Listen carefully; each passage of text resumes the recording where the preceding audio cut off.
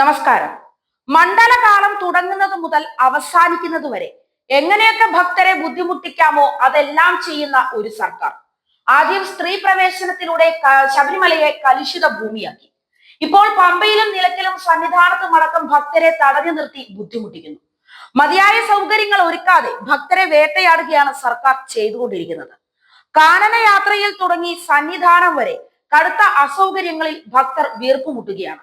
സുഗമമായ ദർശനം ഒരുക്കുന്നതിനേക്കാൾ സർക്കാരിന്റെയും ദേവസ്വത്തിന്റെയും ശ്രദ്ധ മറ്റു പലതിലുമാണ്.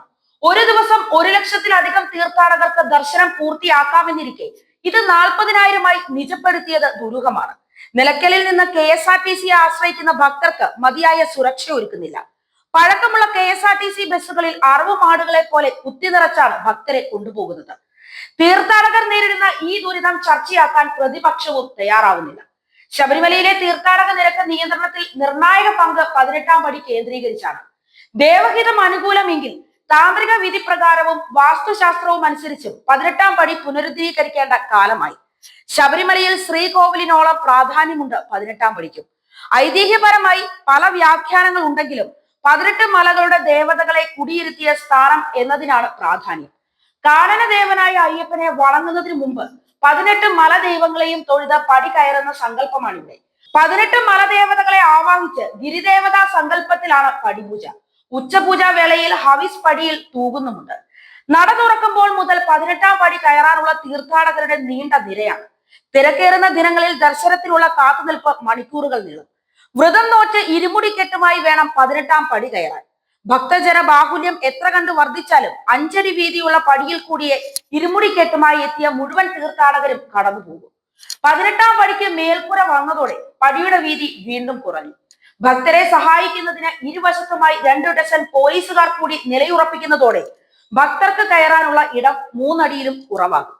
പടിയിൽ തൂണുകൾ ഇല്ലാതിരുന്ന കാലത്ത് പരിചയസമ്പന്നരായവരുടെ നിയന്ത്രണത്തിൽ മിനിറ്റിൽ 90 തീർത്ഥാടകർ വരെ പടി കയറിയിരുന്നു. എന്നാൽ ഇപ്പോൾ 50-ൽ താഴെ ഭക്തർ മാത്രമാണ് 1 മിനിറ്റിൽ പടി കയറുന്നത്. കുട്ടികളും വൃദ്ധരും ദിവ്യാംഗരും പടി കയറുമ്പോൾ ഈ എണ്ണം നേർപകുതിയാകും.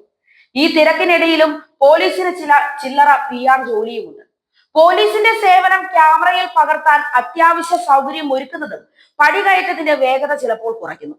18-ാം പടിയിലെ ചെറിയ തടസ്സം പോലും മണിക്കൂറുകൾ നീളുന്ന ക്യൂവിന് കാരണമാകുന്നു. ഇക്കാര്യത്തിൽ ഒരു പുനരാലോചന അനിവാര്യം തന്നെയാണ്.